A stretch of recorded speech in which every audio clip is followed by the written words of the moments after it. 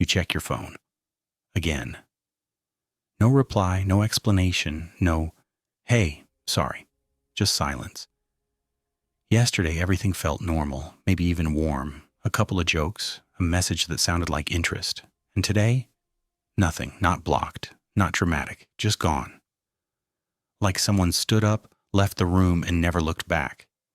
What makes this moment so unsettling isn't only that the person is gone. It's that there's no ending you can point to. No final sentence, no clear scene where it stopped. Your mind hates that. So it gets to work. You replay the last messages, the tone, the timing, that one phrase you almost deleted but didn't. You start looking for the mistake that explains everything. Because if there's a mistake, then this still makes sense, and this is where it turns personal. Silence doesn't feel neutral. It feels like a decision you weren't invited into, like something important happened without your consent. That's why it doesn't just hurt. It irritates. It feels disrespectful, as if you were denied something basic. We tell ourselves a comforting rule. Mature people explain. Decent people give closure. If they cared, they would say something. But here's the uncomfortable fact we avoid. Some people really can walk away without explaining and feel completely calm doing it.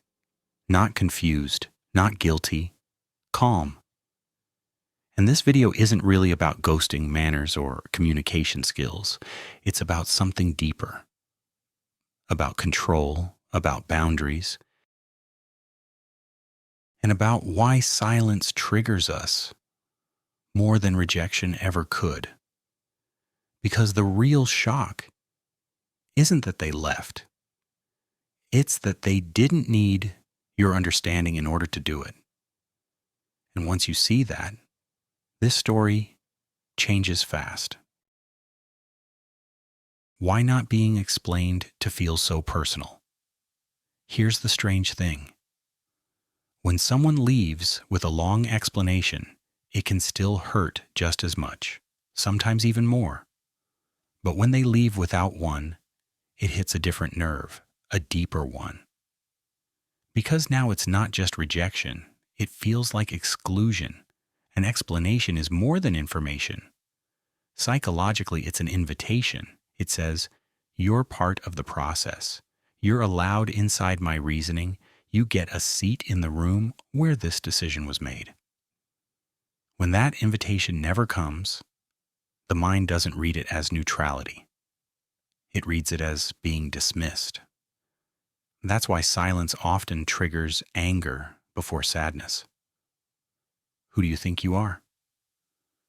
You don't even respect me enough to explain?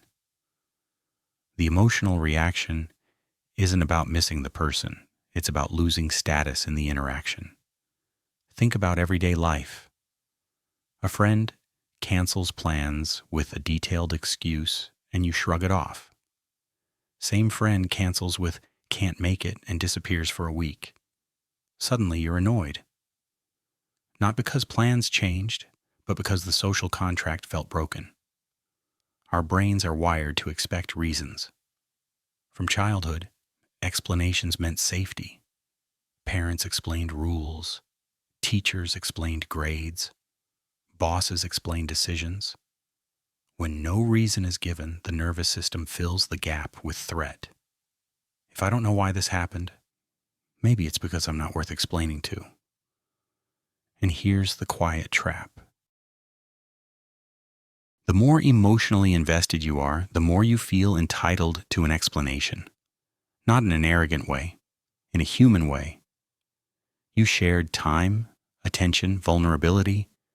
So your mind says, I deserve context. But psychology doesn't run on fairness, it runs on perception. When someone leaves without explaining, it exposes something uncomfortable. How much of your emotional stability depended on being included in their narrative? That's why silence feels loud. It's not empty. It's filled with everything you wish you had control over. where the need for explanations really comes from. Most of us were trained very early to explain ourselves. As kids, silence was suspicious. If you didn't say why you did something, adults assumed the worst. So you learned fast. Give a reason, soften the reaction, reduce the consequences. Explanation became a survival skill, not a communication tool. Over time, that habit followed us into adulthood. We explain why we're late, why we're tired, why we changed our mind. Not always because it matters, but because being unexplained feels socially unsafe. An unexplained action can make others uncomfortable, and we're taught that making people uncomfortable is a problem. That's where the expectation forms. If I explain myself to you, you should explain yourself to me. But notice how rarely explanations are about clarity. They're about reassurance. I'm not a bad person. You didn't imagine things. Nothing is wrong with you. The explanation isn't for truth. It's for emotional regulation, mostly on the other person's side. You can see this in everyday situations. Someone quits a job and spends weeks over-explaining their decision to former colleagues who won't be affected by it at all. Someone ends a relationship and keeps talking, not because there's more to say, but because silence feels cruel. What we call basic decency is often just anxiety in polite clothing. Psychologically, the need for explanations comes from a fear of being misread. We want our intentions preserved, our image protected, and we project that fear onto others. We assume that if someone doesn't explain, they must be careless, avoidant, or emotionally immature. But that assumption says more about our conditioning than about their psychology. Because once you understand that explanations are learned behavior, not moral law, the question changes. It's no longer, why didn't they explain? It becomes, why do I feel unsafe when I'm not given one? That's the door into the deeper part of this topic. Explanation as a social currency. In adult life, explanations stop being about understanding and start functioning like payment. You explain to smooth things over, to avoid awkward pauses, to show you're reasonable, cooperative, normal. I couldn't reply earlier, work was crazy. I didn't mean it like that, I was just tired. I'm not ghosting, I just need a bit of space. None of these are strictly necessary for reality to move on, but socially they act like currency. You offer a reason, and in return you get forgiveness, patience, or at least less tension. That's why explanations feel mandatory. They've become a way to buy peace. The problem is that once something becomes a currency, not using it looks like a power move. When someone walks away without paying, it feels like they broke an unwritten rule. Not because harm was done, but because the usual exchange didn't happen. You can see this clearly in group settings. Someone leaves a group chat without a message. No insults, no drama. Still people notice. Not because the exit changed anything materially, but because it skipped the ritual. Explanations also create the illusion of control. If I know your reason, I can argue with it, reinterpret it, negotiate it. Silence removes that option. There's nothing to push against. No handle to grab. That's why silence feels so final. Not because it's cruel, but because it ends the transaction. People who explain everything stay in the social marketplace. People who don't are quietly stepping out of it. And that's deeply uncomfortable for those still inside, playing by rules they never realized were optional. This is where the judgment usually appears. It's disrespectful, it's immature, it's cold. But underneath those labels is something simpler. A system was expected to operate a certain way, and it didn't. The discomfort isn't moral, it's structural. And once you see explanations as currency, a lot of emotional reactions suddenly make sense. Why walking away without explaining feels wrong? Most people don't actually believe walking away without explaining is evil. They believe it's dangerous. Dangerous to the social order they've learned to survive in. A world where intentions must be clarified, feelings acknowledged, and exits softened with words. In that world, silence feels like a violation, not because it hurts, but because it removes predictability. We're taught that good people clean up after themselves emotionally. They don't leave messes they don't let others wonder. So when someone walks away quietly, the brain reaches for a label. Rude, cold, avoidant, immature.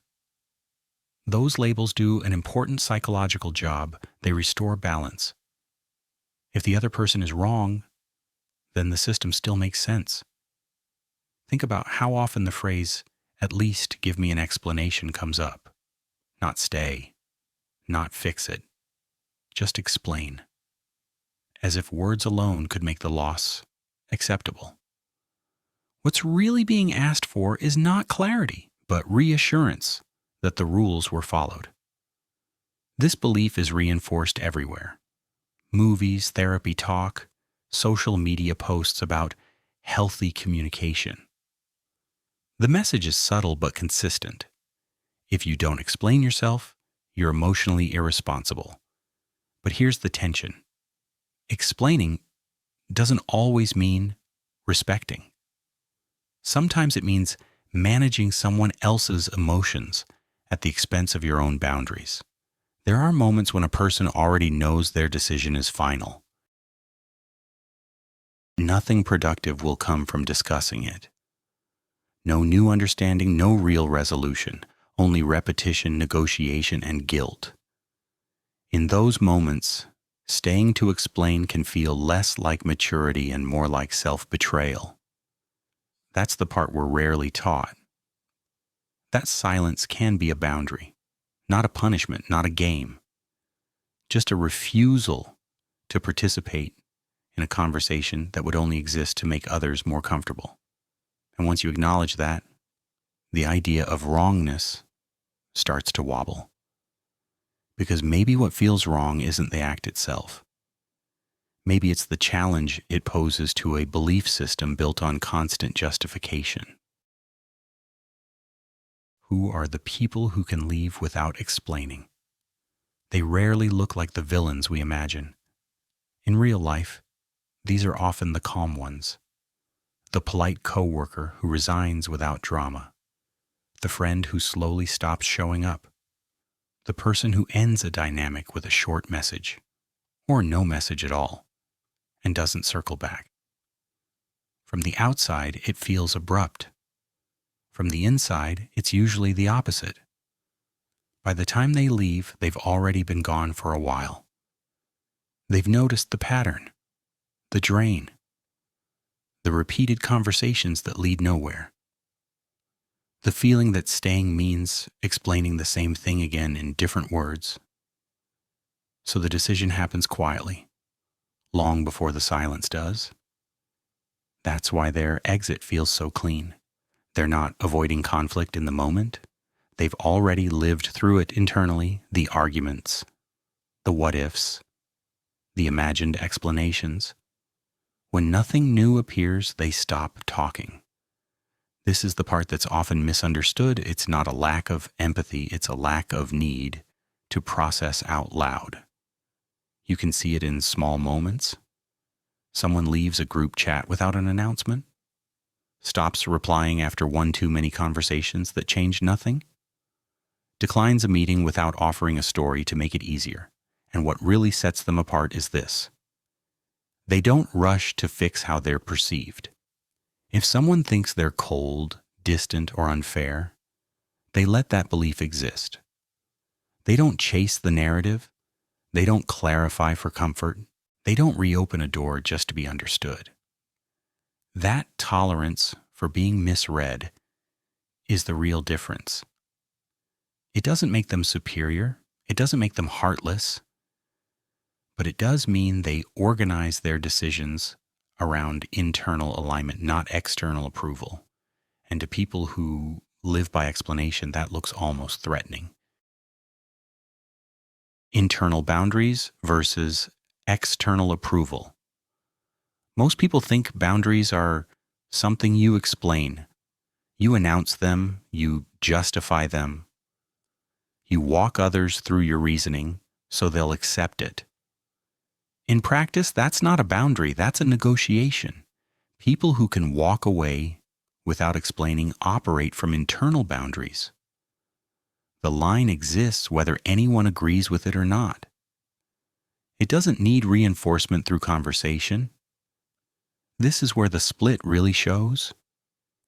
If your sense of "I'm allowed to do this" depends on how others react, you'll feel compelled to explain, to soften, to reassure, to keep the emotional temperature low. If it doesn't, silence becomes an option. You can see this difference in small, everyday moments. Someone says no to a plan and immediately follows it with a paragraph-long excuse. Another person says no and stops there. Same decision. Completely different internal experience. The first person is managing approval. The second is managing energy.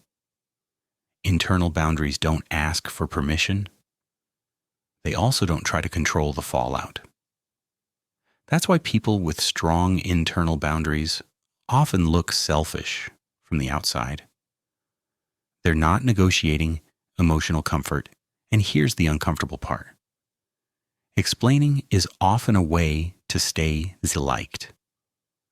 When you explain, you're implicitly saying, "Please don't judge me yet. Let me make this acceptable." People who don't explain have already accepted the possibility of being judged. That doesn't mean they enjoy it. It means they don't organize their behavior around avoiding it. This is why silence feels so final when it comes from them. There's no opening, no hook to pull them back into discussion, no signal that the decision is still flexible. For someone used to relational bargaining, that's deeply unsettling because it forces a realization we rarely confront. Some people don't need to be understood in order to move on. And once you notice that, you start seeing how much of your own communication is actually about securing approval rather than expressing truth. Why explanations rarely do what we think they do. We like to believe explanations bring closure. Say the right words in the right order, and the situation will finally settle. But watch how these conversations actually unfold. An explanation is given. There's a pause, a nod, and then a new question appears. Slightly different, more precise, more personal. Not because the first answer was unclear, but because the door is still open. That's the part we miss. The moment you explain, you signal that the decision is negotiable, that there's still space to adjust, reframe, or soften what's happening. Words don't end the situation. They keep it alive. This is why explanations so often turn into loops. I just don't feel the same anymore. But when did that start? Was it something I did? What if we tried this instead? Nothing new is being discovered. The conversation is just buying time. Explanations feel helpful because they create the illusion of influence. If I understand your reason, I can work with it, argue with it, fix it. Silence removes that illusion completely. You can see this in everyday life. Someone says they can't come. You accept it. Then they start listing reasons: traffic, work, stress, as if the decision needs reinforcement. The outcome was already clear. The explanation exists only to manage tension. This is why people who are certain often stop explaining, not because they're careless, but because they're precise. They know that more words won't create understanding, only resistance. When someone says they didn't even explain, what they usually mean is, they didn't give me anything to push against. And that's why explanations are so seductive. Not because they bring clarity, but because they postpone acceptance. The trap of I owe people clarity. There's a belief that sounds very mature on the surface. If I affect someone, I owe them an explanation. It feels ethical, responsible, emotionally intelligent. But in practice, this belief quietly turns into a trap. Because owing clarity often means some carrying conversations long past the point of honesty, it means staying available for questions you've already answered internally.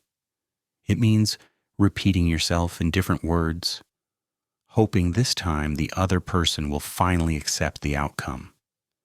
You see this in breakups that drag on for months. The relationship is over, but the explanations continue. Weekly check-ins, long messages, reassuring calls. Not to rebuild anything, but to ease the other person's discomfort. At some point, clarity stops being clarity. It becomes emotional caretaking. The hidden assumption behind I owe people clarity is that if someone is hurt, you must fix that hurt with words. But pain doesn't automatically mean misunderstanding. Sometimes the situation is perfectly clear. It's just not acceptable. And that's a hard distinction to sit with. This trap keeps people stuck in conversations they don't want to have, afraid that ending communication without full agreement makes them cruel or immature, afraid of being seen as the bad one. So they explain, and explain again, and adjust the wording until the original truth gets diluted into something easier to swallow. People who can walk away without explaining have usually stepped out of this belief, not because they lack compassion, but because they recognize a limit. They understand that clarity is not something you can force into another person's emotional timeline. At some point, continuing to explain isn't kindness, it's avoidance of the discomfort of letting someone feel disappointed.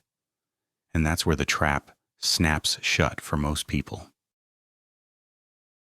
When explaining turns into self-betrayal, there's a moment where explaining stops being communication and starts feeling like you're negotiating against yourself. You say what you want, then you soften it, then you add context, then you reassure, then you walk it back just enough to keep the other person calm. By the end, the message barely resembles the original decision.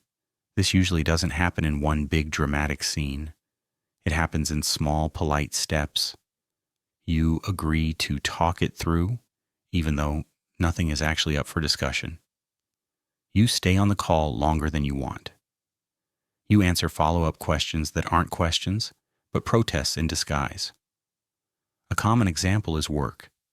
You decide to leave a job. You know why. The decision is solid, but then come the explanations to your manager, to colleagues, to HR, to people who won't be affected in any real way. Each conversation shaves off a bit of certainty. You start justifying instead of stating. The same thing happens in personal relationships. Someone asks why you're pulling away. You explain. They react emotionally. You adjust your words to reduce their reaction. Now you're no longer describing your truth. You're managing their response to it. That's the line where self-betrayal begins. Because the cost of explaining isn't always time or energy. Sometimes it's clarity. You start doubting a decision not because it's wrong, but because it makes someone else uncomfortable. People who choose silence at this point aren't choosing the easy path, they're choosing the cleaner one. They're protecting the decision from being slowly eroded by other people's needs, fears, or expectations. This doesn't mean explanation is bad. It means explanation has a limit. When words are only being used to reduce friction, not to create understanding, silence can be the more honest option. And that's the part most people never get taught. That you can respect others and still refuse to keep explaining yourself into a smaller version of your own decision. When silence is actually the honest choice. We tend to associate honesty with words, saying things, naming things, explaining things clearly and out loud.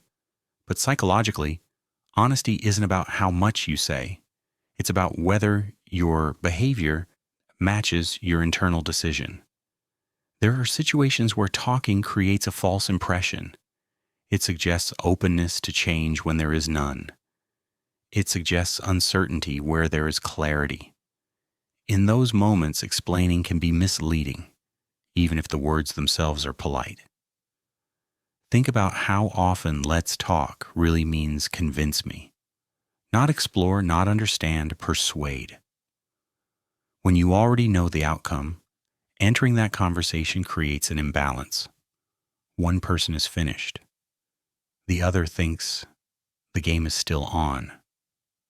Silence removes that confusion. This is why some people choose to leave without explaining once they've crossed an internal line. Not because they want to hurt, but because they don't want to pretend. They don't want to perform emotional availability they no longer feel. You see this in everyday scenarios, a friendship that has slowly drained you. You've reflected, you've tried adjusting. You're done. Explaining now would invite debate about a conclusion that won't change. Silence, while uncomfortable, is more accurate. From the outside, this looks harsh. From the inside, it feels clean. There's also something else happening. Silence forces responsibility back where it belongs. The other person has to process their feelings without relying on your words to regulate them. That's uncomfortable, but not inherently unfair. Honest silence isn't about punishment. It's about alignment. When action and intention match, there's no mixed signal, no maybe, no emotional aftertaste that keeps both people stuck. And while that kind of honesty doesn't look warm, it often prevents a much colder outcome, prolonged confusion dressed up as care. That's why silence in certain moments isn't avoidance, it's accuracy. Why some people can't leave, even when they want to. For many people, leaving isn't the hard part. Ending the conversation is. They know the situation isn't working, they've thought about it, they feel it in their body. But the moment comes to actually step away. Something tightens. Not fear of loss, fear of reaction. What will they think of me? Will I look selfish? Will I be the villain in their story? This is where people get stuck. They keep responding, keep explaining, keep the door half open, not because they're unsure, but because fully closing it feels emotionally dangerous. Often, this has nothing to do with the current relationship. It's old wiring. Growing up in environments where disapproval had consequences, where withdrawal of affection meant risk, where being misunderstood felt unsafe. So the nervous system learns a rule: don't leave until everyone is okay. The problem is, that moment never arrives. You see this pattern in people who stay in conversations long after they've mentally left. They reply slowly, they sound distant. They hope the situation will dissolve on its own so they won't have to make a clean exit. From the outside, this looks like avoidance. From the inside, it feels like survival. People who can walk away without explaining usually don't have a stronger will. They have a different tolerance for emotional tension. They can sit with being disliked, misinterpreted, or blamed without rushing back in to fix the story. That capacity isn't about confidence. It's about nervous system regulation. And that's why this topic isn't really about manners or maturity. It's about how much discomfort your body can hold without reaching for words to make it go away. The uncomfortable truth about explanations. Here's the part that usually lands the hardest. Most explanations are not given for understanding. They're given to reduce anxiety. Not always the other person's, often our own. When you explain, you're doing something very human. You're trying to restore balance. You're trying to make the situation feel less sharp, less final, less loaded.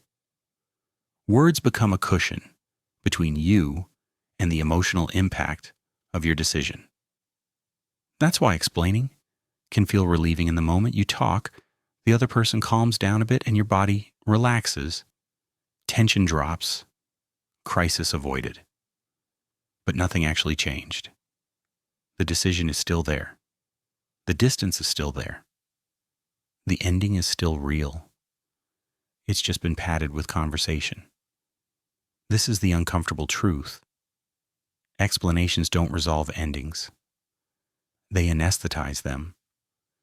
And because of that, they often delay the exact pain they're meant to prevent. You can see this in relationships that end nicely but never really end. People keep texting, keep checking in, keep reopening the same conversation under the label of clarity. Weeks or months pass before the loss actually registers. Silence, on the other hand, forces immediacy. There's nothing to lean on, no narrative to negotiate. The nervous system has to process what is, not what might still be explained. That's why silence feels so harsh and so effective. This doesn't mean explaining is wrong. It means explaining is powerful, and power is rarely neutral. Used unconsciously, it keeps people emotionally attached to situations that are already over. People who avoid explaining at this stage aren't avoiding truth. They're refusing to soften it. And that refusal is what makes others call it cold, even when it's simply direct. What actually hurts is losing influence. When someone leaves without explaining, the story we tell ourselves is simple. They didn't care. They were cold. They were disrespectful. That story feels satisfying because it gives the pain a clear target. But if you slow the moment down, something more uncomfortable shows up. What hurts most isn't the silence itself. It's the instant realization that the situation is no longer adjustable. There's no conversation left to steer, no framing to negotiate, no version of events where your input reshapes the outcome. Explanations make us feel involved, even painful ones. Being included in the reasoning gives us a sense of relevance. Silence removes that entirely. You're no longer part of the process, only the recipient of the result. That's the real shock. This is why people say they want understanding, but keep asking questions long after everything is clear. Understanding was never the goal. Influence was. We're rarely taught how to sit with decisions we didn't help create. From early on, participation equals safety. If you're included, you matter. Silence breaks that rule. It forces acceptance without permission. And that's why it triggers anger before grief. Here's the part most people don't want to admit. The The pain isn't about being left. It's about losing leverage. Once you see that, the moral framing collapses. It stops being about good or bad communication. It becomes about how much control we expect to have over other people's choices. People who can walk away without explaining aren't taking something from you. They're reclaiming something for themselves, the right to decide without consensus. And that realization is deeply unsettling because it exposes how much comfort we've placed in being included, not in being prepared. Putting the pieces together without turning it into a rule.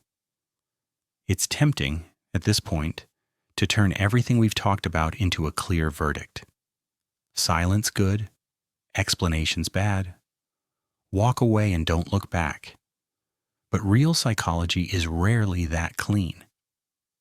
Explaining and not explaining are not moral positions. They're tools. And like any tool, their value depends on timing, context, and intention. Sometimes an explanation is genuinely useful. When there's real confusion. When both sides are still oriented toward understanding, not control. When words can actually close a loop instead of reopening it. And sometimes explanations only exist to delay an ending everyone already feels. In those moments, talking doesn't heal, it stretches. What matters isn't the behavior on the surface, but what's driving it underneath.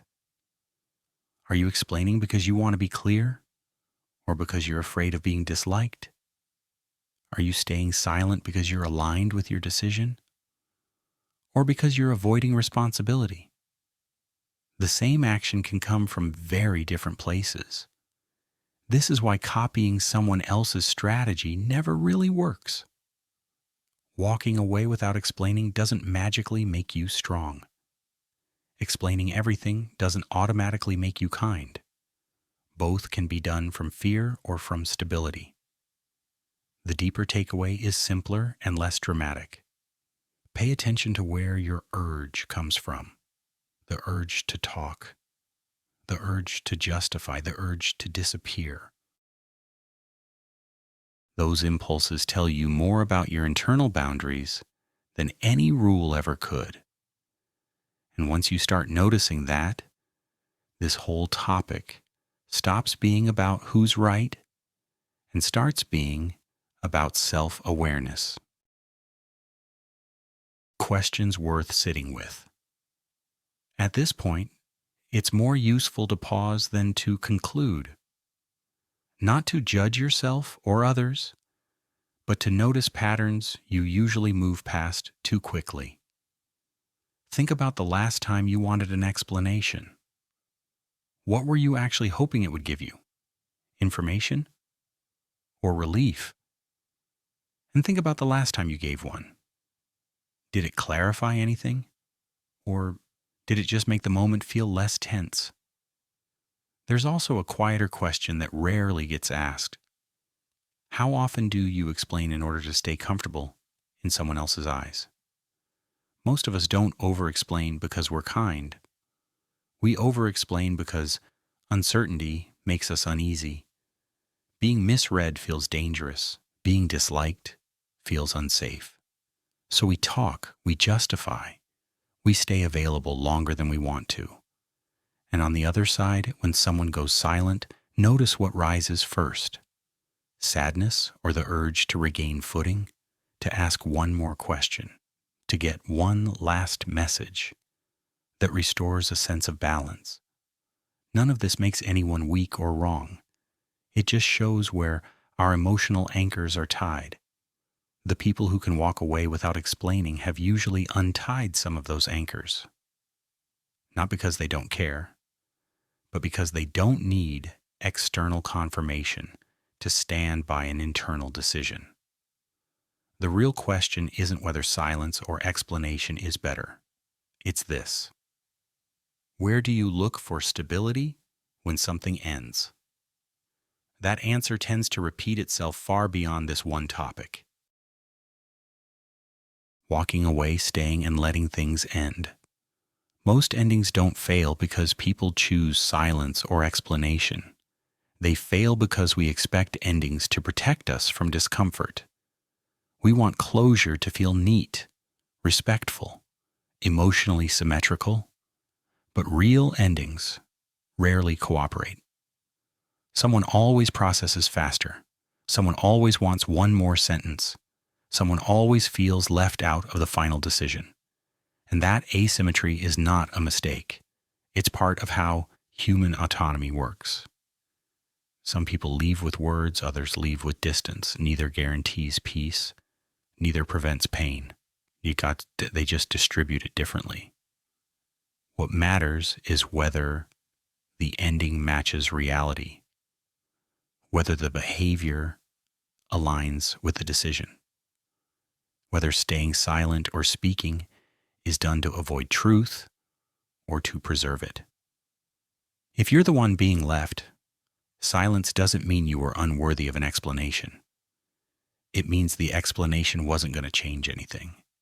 If you're the one leaving, you don't owe endless access to your reasoning. You owe honesty. And sometimes honesty looks like fewer words, not more. There's no universal rule here. No checklist for healthy exits. There's only awareness of why you're doing what you're doing. And maybe that's the quiet relief in this topic. You don't have to force closure. You don't have to be perfectly understood. You don't have to explain yourself into exhaustion. Sometimes, the most psychologically clean ending is simply letting something stop without turning it into a performance. And that's a hard truth, but it's also a freeing one.